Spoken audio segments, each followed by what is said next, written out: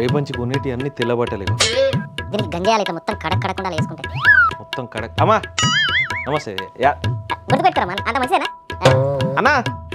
అంత మంచిదే కదన్నా. అన్న గుర్తు పెట్టుకోరా యాద పెట్టుకోరా. అవ్వ మంచిగున్నావా? ఓ పానంకు టైంకు తిను, గోళీలు వేసుకో. సరే అమ్మా. అగో మా మహేంద్ర తెల్ల బట్టలు వేసుకుని ఏం చేసేది ఉన్నది, ఏమో తెల్ల బట్టలు అంటున్నాడు. అగో వచ్చినావే బాలన్న, అంత మంచిదేనా? ఇంట్లో అందరు మంచిగా ఉన్నారా? ఏమన్నా పని ఉంటే నాకు చెప్పు, నేను చేసి పెడతా, నన్ను మర్చిపోకు జరా. ఇదేం విచిత్రమే, ఎట్లనో గమ్మది మాట్లాడుతున్నావు, గమ్మత్ చేస్తున్నావు. ఎవరన్నా గాలి దూలి దియంగా నీ మీదికి వాకిందా ఏమి? ఏహే ఉత్తగానే రంది పడతావు నువ్వు నా మీద. ఏం లేదు, నేను మన ఊర్లే లీడర్ అయితా అనుకుంటున్నా, అందుకే గిట్ల జనాల మంచి చెడులు అన్నీ అరుచుకుంటున్నా. నీకు అర్థమైతే లేదు. లీడర్ అయితావు గట్ల మనసు మళ్ళిందా నీకు? ఎవరు చెప్పిర్రు గిట్లా చేయమని? మళ్ళా గిదేం బాధ?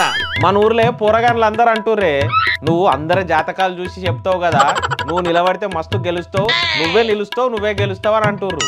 అయ్యో గట్ల ఎవరో ఎగేసిర్రని లీడర్ కావాలని చూస్తున్నావా? కొన్ని పైసలు ఖర్చు అవుతాయి అనుకున్నావా ఏమి? ఏం కాదు, ఎట్లన్నా మోపు చేద్దాం పైసలు, లేకపోతే తాతిచ్చిన ఎకరం ఉందా అది అమ్ముదాం.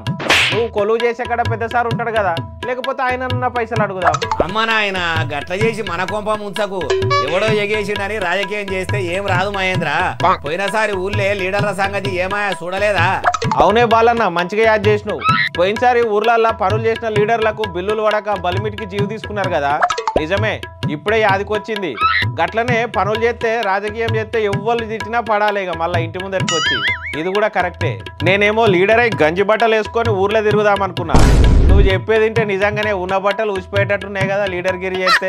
నిజంగా మనకి రాజకీయం అవసరం అంటావా? నువ్వు చెప్పేది ఇంటే ఎందుకు తీ అనిపిస్తుంది. మంచిగా గిట్లా చెప్పిన మాట అంటే మస్తు మంచిగా అనిపిస్తుంది. అంతేలే బాలన్న, రాజకీయం అందరికి అచ్చొచ్చి పాడు కాదు. ఎవరో చెప్పిండ్రు ఎగేసిండ్రు అని ఇంట్లోనే అమ్ముకొని రాజకీయం చేస్తే ఇంట్లోకి కూడా ఏం మిగలకుండా అయ్యేటట్టున్నాయి. ఇప్పుడు కొందరు ఊర్లలో లీడర్ల పరిస్థితి గదే. చేసిన పనులకు బిల్లులు రాక, జేబుల పైసలు లేక మీదికి కద్దరు బట్టలు వేసుకొని తిరుగుతాండ్రు, మీసాలకు సంపంగి నూనె పెట్టుకుంటారు. కానీ ఎవరైనా ఏమైనా షాయ్ తాగిపోమని అడిగినా భయపడే పరిస్థితి ఉన్నది పాపం. ఊర్లో లీడర్ల కోసం అంతా ఇంత కాదు. అయితే ఊర్లో ఎవరైనా లీడర్ అయితే అని చూస్తే పైకం పెట్టకుర్రి, పైసలు పెట్టకుంటే లీడర్ గారి. జనాలకు కూడా చెప్పుర్రి, నేను ₹1 ఇయ్యా కానీ నాకు ఓట్లు వేస్తే పని చేసి పెడతా అని చెప్పుర్రి. నిజంగా జనాలు కూడా ఓటుకు పైసలు అడగకుర్రి, ఇగో మాకు ఈ పని చేసి పెట్టుర్రి, ఊళ్ళో మంచి పని చేయాలి అని లీడర్ను కరెక్ట్ అడుగుర్రి. లేకపోతే తర్వాత కూడా అడగొస్తుంది, పైసలు తీసుకుంటే ఏమొస్తుంది చెప్పుర్రి. సూపర్ ముచ్చట చెప్పినా ఉంటాయిగా, రేపు పలకరిస్తా మళ్ళా మరి.